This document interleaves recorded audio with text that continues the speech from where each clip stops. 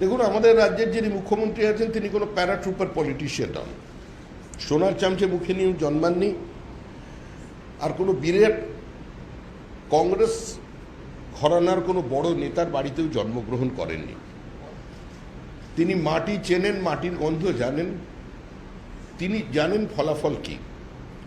ফলাফল তিনি জানিয়ে দিয়েছেন, তিনি বলেছেন তৃণমূল যদি থাকে আবার দেখা হবে। এখন প্রশ্নটা সরকার করার নয়, তৃণমূল দলটাকে রক্ষা করা, দল হিসেবে বাঁচিয়ে রাখা। কালের দেওয়াল লিখন এটাই যে 2026 সালে তৃণমূলের বিসর্জন পৃথিবীর কোনো শক্তি আটকাতে পারবে না।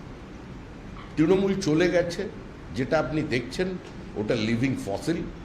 তৃণমূল উত্তরবঙ্গের মানুষের সঙ্গে প্রতারণা করেছে। মুখ্যমন্ত্রী ক্ষমতায় আসবার পর উত্তরকন্যা খুলে বলেছিলেন আর কোনো উত্তরবঙ্গের মানুষকে কলকাতায় যেতে হবে না, নিয়ম করে মন্ত্রী এবং আমলারা উত্তরকন্যায় যাবেন। এখন পর্যন্ত যা বাজেটারি অ্যালোকেশন হয়েছে এক বছরই খালি তার মধ্যে 41% টাকা খরচা হয়েছে। বাদবাকি সময় 21 থেকে 24% মধ্যে যে টাকা উনি খরচা দেন সেটা দিয়ে জল গরম হয় না। উত্তরবঙ্গের নদী ইললিগাল স্যান্ড মাইনিং আর বোল্ডার লিফটিংয়ের কারণে তার গতিমুখ পরিবর্তন করে হাজার হাজার একর জমিকে জলের তলায় নিয়ে গেছে। ডুয়ার্সের সামনে গাছ আছে, ভেতরে ফাঁকা। দুষ্প্রাপ্য অর্কিড, দুষ্প্রাপ্য ক্যাকটাস সেখান থেকে চলে গেছে। একটা ইকোলজিক্যাল ব্যালেন্সকে ধ্বংস করেছে উত্তরবঙ্গের তৃণমূল কংগ্রেস। তাই উত্তরবঙ্গের বিষয়ে আপনি নিশ্চিত থাকতে পারেন তৃণমূল কংগ্রেস খাতা খুলতে পারবে না। পাহাড় থেকে ফারাক্কা ব্রিজ পর্যন্ত তৃণমূল কংগ্রেস নেই, তারপর থেকে আপনি হিসাব শুরু করুন। দেখুন, 2021 সালে আমরা মানুষকে বলেছিলাম আমরা সরকার গড়তে চাই, তৃণমূল নামক অভিশাপ থেকে সরিয়ে দিতে চাই। মানুষ রায় দিয়েছিলেন একটা, মানুষ বলেছিলেন যে তোমরা এখন বিরোধী দলের আসনেই বসো, এবং তার সঙ্গে আরেকটি গুরুত্বপূর্ণ বিষয় ছিল যে শতাব্দী প্রাচীন দুটো রাজনৈতিক দলকে পশ্চিমবঙ্গ বিধানসভায় পশ্চিমবঙ্গের মানুষ শূন্য করে দিয়েছিলেন। এরপরে 24-এর নির্বাচন আমরা দেখেছি, যে কোনো নির্বাচনে জয় এবং পরাজয় থেকেই রাজনৈতিক দল শিক্ষা নেয়, এবং আমরাও সেই শিক্ষা নিয়েছি। এবং কি নিয়েছি সেটা আমি আপনাকে বলতে পারছি না, তবে এই নির্বাচনটা সঙ্গে আগের দুটো নির্বাচন সম্পূর্ণ আলাদা। 2011-র সঙ্গে আপনি 2019-কে এক আসনে বসাতে পারবেন না, আর 2024-এর নির্বাচনের সঙ্গে 2026-কে মেলাতে পারবেন না। কারণ 2026-এর যে নির্বাচনটা হচ্ছে, এই নির্বাচনটা তৃণমূল আর বিজেপির মধ্যে নির্বাচন হচ্ছে না।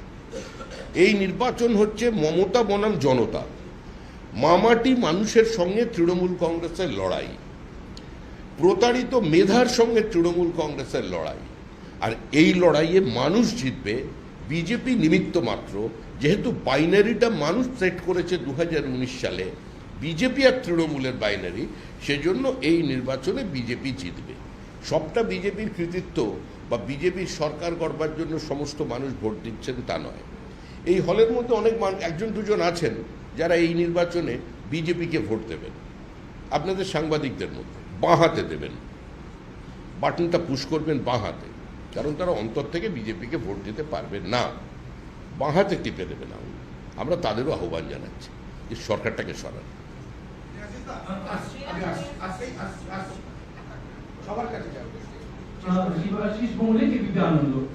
গতকাল আরো একটা ঘটনা ঘটেছে, তা দক্ষিণ কলকাতায় ঘটেছে।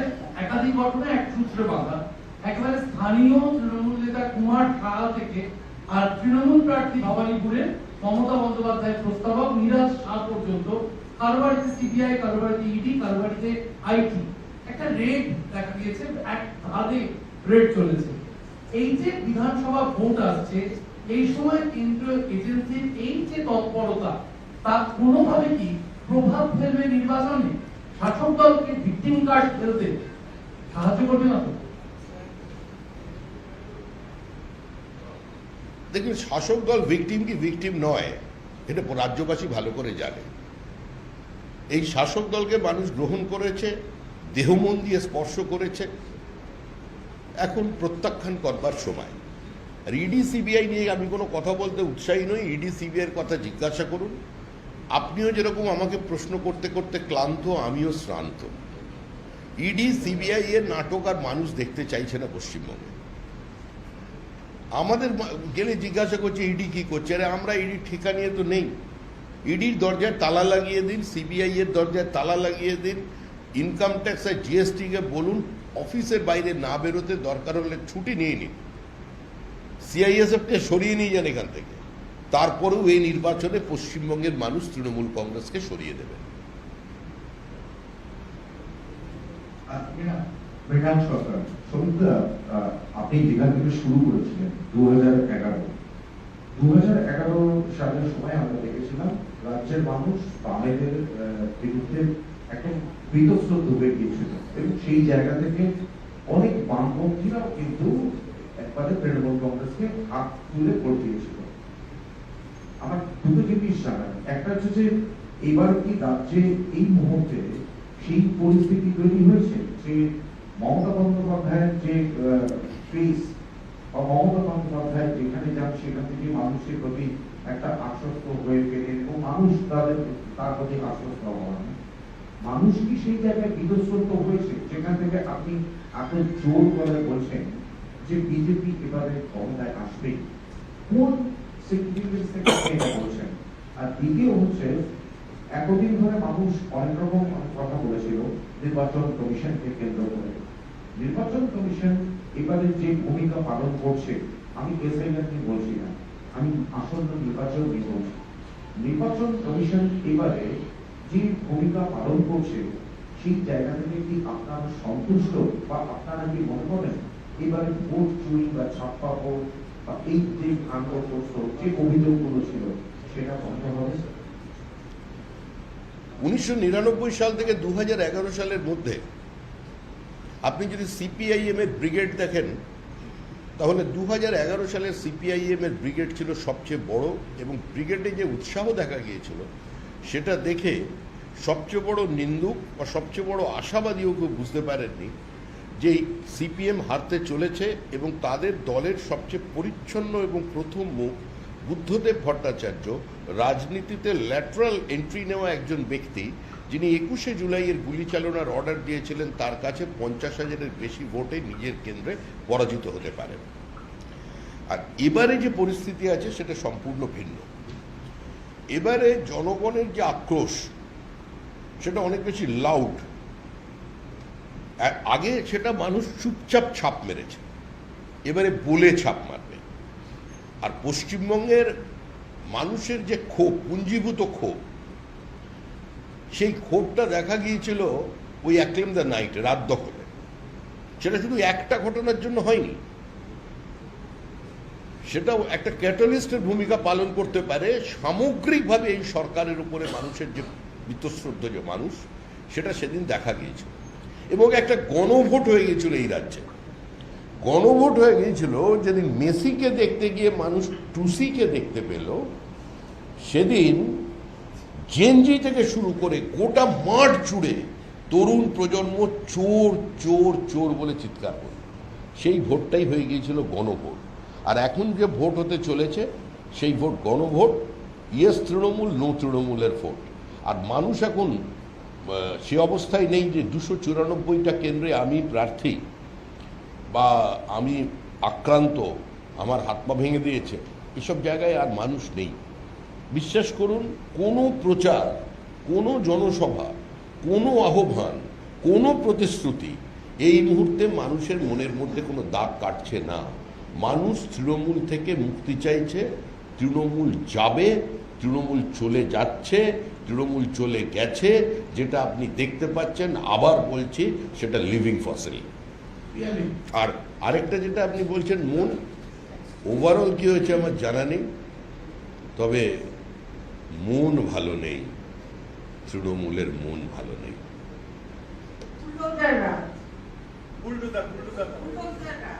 আমরা তো দেখছি জেসিবি মেশিন নিয়ে আমাদের সমস্ত কর্মীদের বাড়িগুলো ভেঙে দেওয়া হলো পঞ্চায়েত নির্বাচনের পরে, 2021 সালের নির্বাচনের পরে।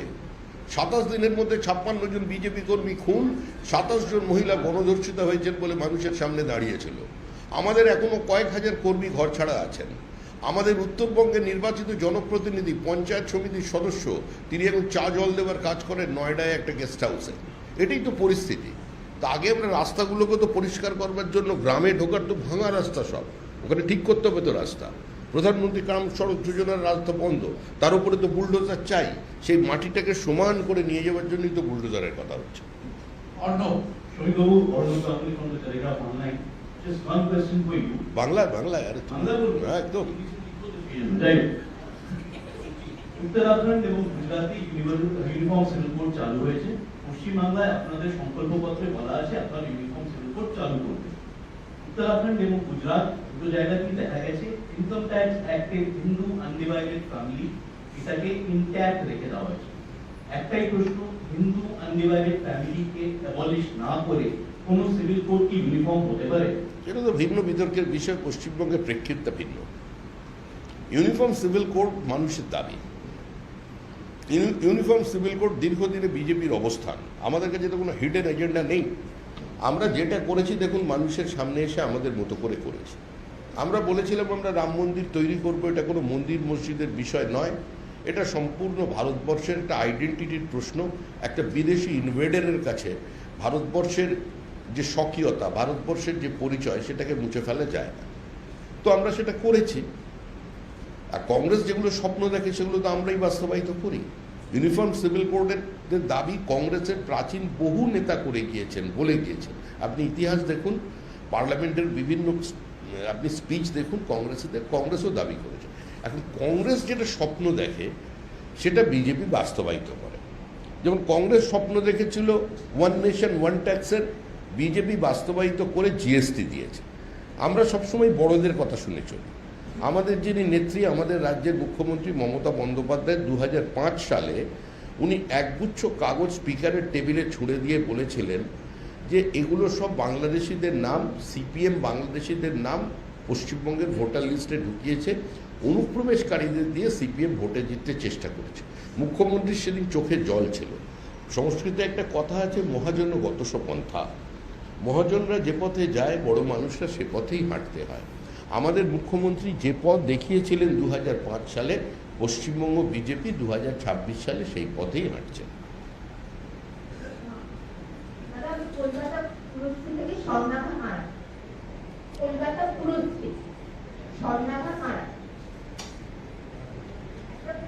এবারে বিজেপির মুখকে, আর প্রথম প্রশ্ন মানে এবারে বিজেপির মুখকে প্রধানমন্ত্রী, এবং দ্বিতীয় প্রশ্ন যদি এর উত্তরে আপনি বলেন নরেন্দ্র মোদী, সেক্ষেত্রে একটা জানার ইচ্ছা আছে এর আগে কর্মসংস্থান নিয়ে মোদীজি যা যা বলেছিলেন সেটার এফেক্ট কতটা আমাদের কাছে এখানে পড়বে, কারণ সেগুলো বাস্তবায়িত হয়নি অনেকাংশে।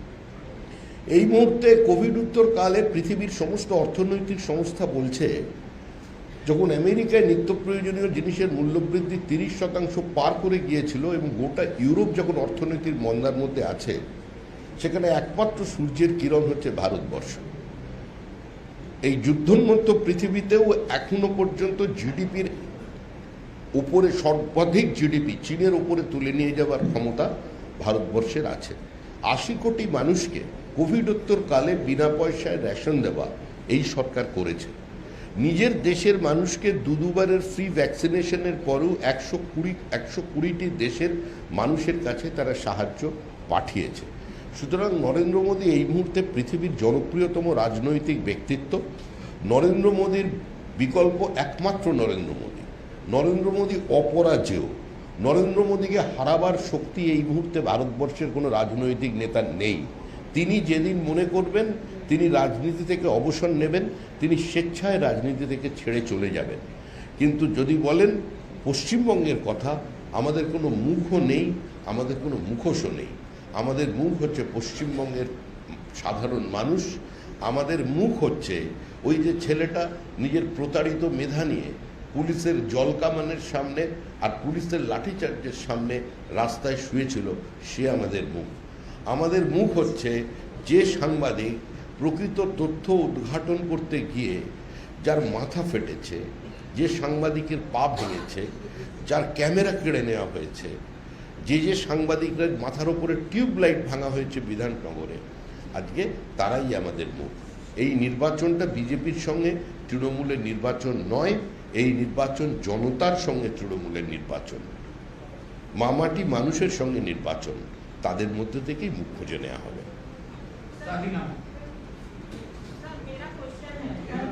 मैं सरीनामा से मीनाक्षी खांडानी आपसे बात कर रही हूँ।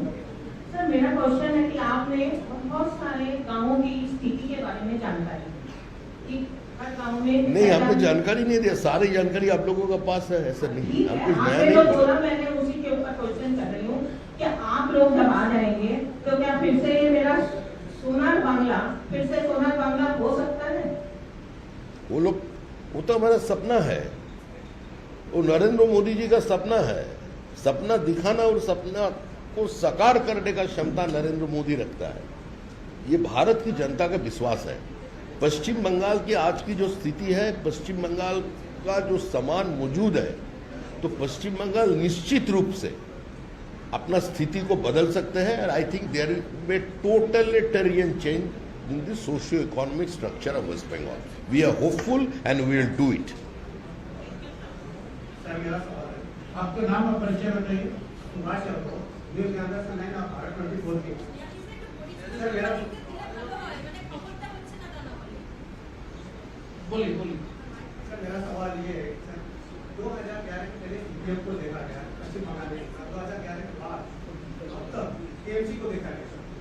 अब इसके बाद अगर भविष्य में अगर आपकी सरकार आती है तो इतने दिनों में पश्चिम बंगाल सरकार आती नहीं, सरकार आ गया है, आ चुका है, सरकार बनना है, सरकार बनेगी, इसमें कोई दो राय नहीं है। इसकी शुभकामनाएं हैं, लेकिन मैं बोलना चाहता हूं कि सर ये जो भ्रष्टाचार की जड़ें जो इतनी तक मूल तक पहुंची हुई है, इसे खत्म करने में बीजेपी को कितना वक्त लगेगा? ये एक बात अगर पकड़े जाते हैं तो क्या उस पर कार्रवाई, उसमें जो कार्रवाई होगी, लॉ एंड ऑर्डर, एजुकेशन, इन सभी चीजों में क्या कार्रवाई कड़ी तरह से होगी सर? देखिए, आप लोग इसके बारे में निश्चित रहिए, भ्रष्टाचार की जड़ बहुत नीचे तक चले गए, इसका कोई दो राय नहीं है। And present ruling party Trinamool Congress and corruption is absolutely synonymous.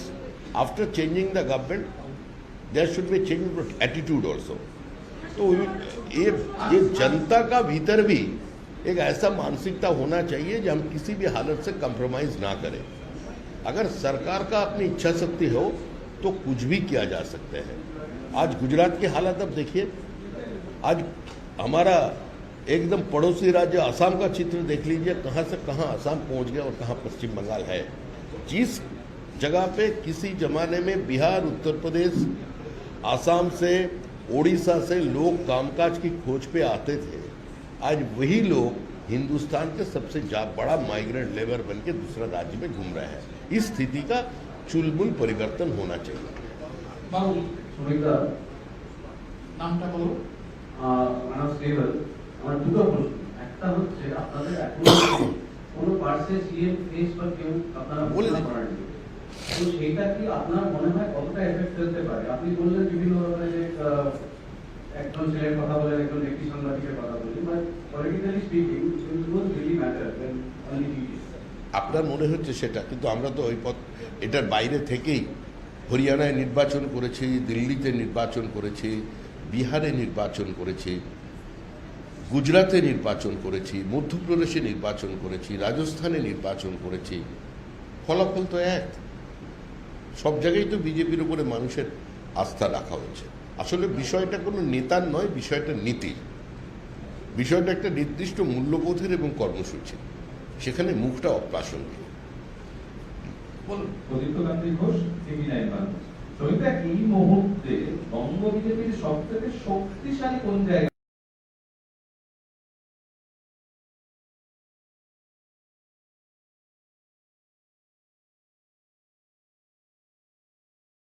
দুর্বলতা কোথায় আপনাদের? সবথেকে শক্তিশালী জায়গা কি? শক্তি কি বঙ্গ বিজেপির? আর দুর্বলতাই বা কি? আপনি আশা করলেন কি করে এটা আমি এখানে বলবো? আমার শক্তি, আমার দুর্বলতা আমি সাংবাদিক বৈঠকে বলে দেবো? এ কি করে হয়? আমার বাড়ির ডিপ ফ্রিজে আইসক্রিম আছে নাকি মাছ রাখা আছে সেটা তো আপনাকে জানাবো না, ওটা আমাদের ব্যাপার, আমাদের দেখে নিতে দিন।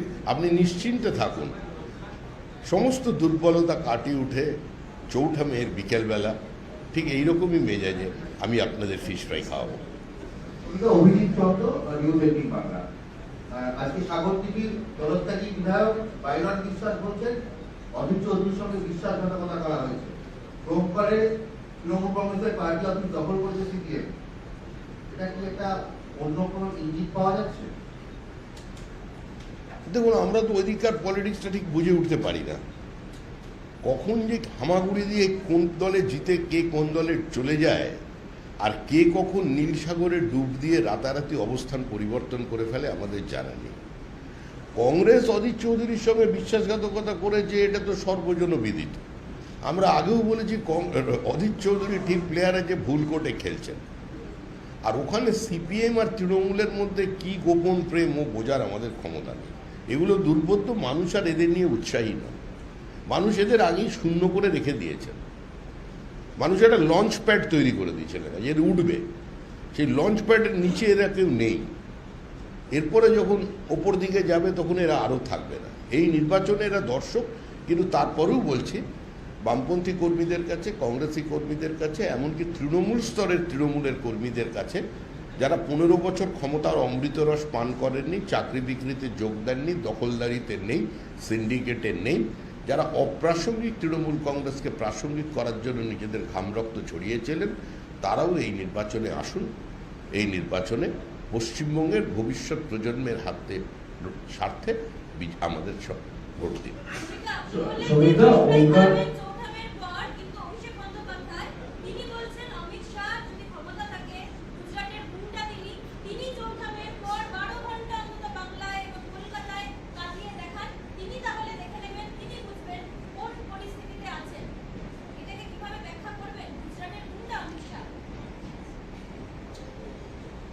প্রতিক্রিয়া রাজনীতির ভাষায় দেওয়া যায়, আমরা মনে করি এটা রাজনীতির ভাষা নয়। তৃণমূল কংগ্রেস হতাশা থেকে, আতঙ্ক থেকে, পরাজয়ের গ্লানির স্বপ্ন থেকে এ ধরনের বক্তব্য রাখছেন। আমার মনে হয় না এর কোনো রাজনৈতিক প্রতিক্রিয়ার প্রয়োজন আছে। দেখুন, আমরা তো সংখ্যাগুরু সংখ্যালঘুর রাজনীতি করি না। পার্শ্ববর্তী রাজ্যে আসামে সংখ্যালঘুর সংখ্যা পশ্চিমবঙ্গের থেকে বেশি, দুবারের জন্য সরকারে এসেছে এবং তৃতীয়বারের জন্য তার আরও বড় মার্জিনে আরও বেশি শতাংশ ভোট নিয়ে সংখ্যা আসতে চলেছে। সংখ্যালঘু ভোট আমরা পশ্চিমবঙ্গে খুব একটা বেশি পাই না। এবং আরও একটা আপনাদের অবগতির জন্য জানাচ্ছি, 2021 সালে যে সংখ্যালঘুরা বিজেপির হয়ে কাজ করেছিলেন, তারা যেভাবে নিগৃহীত হয়েছেন, যেভাবে আক্রান্ত হয়েছেন এবং তাদের ওপরে যে বর্বরোচিত অত্যাচার হয়েছে, তা বিজেপি কর্মীদের ওপরে হয়নি। মোহাম্মদ আলী, পরিচিত বিজেপি কর্মী, প্রকাশ্য দিবালোকে পুলিশের সামনে তাকে পিটিয়ে খুন করা হয়েছিল বারাসাতে। একাধিক সংখ্যালঘু পরিবারের আমাদের বোনেরা গণধর্ষিতা হয়েছিল তৃণমূল কংগ্রেসের গুন্ডাদের হাতে। অনেককে তাদের জমি থেকে বার করে দেওয়া হয়েছিল, বহুকে মানুষকে জরিমানা দিয়ে বাড়ি ফিরতে হয়েছে। আর অত্যাচারের ঘটনা আমি ভোটের আগে শোনাতে চাইছি না। সংখ্যালঘুদের সম্পর্কে আমাদের একটা বক্তব্য যে জাতীয় জীবনের মূল স্রোতে আসুন। আপনারা আপনাদের পূর্বপুরুষের পরিবর্তন করতে পারেন না। যারা মনে করেন তারা ভারতবর্ষের মানুষ, তারা ভারতবর্ষে থাকুন। আপনারা নজরুল ইসলামের সঙ্গে, সৈয়দ মুস্তাফা সিরাজের সঙ্গে, সৈয়দ মুস্তাফা আলীর সঙ্গে আপনারা একই পংক্তিতে দাঁড়ান।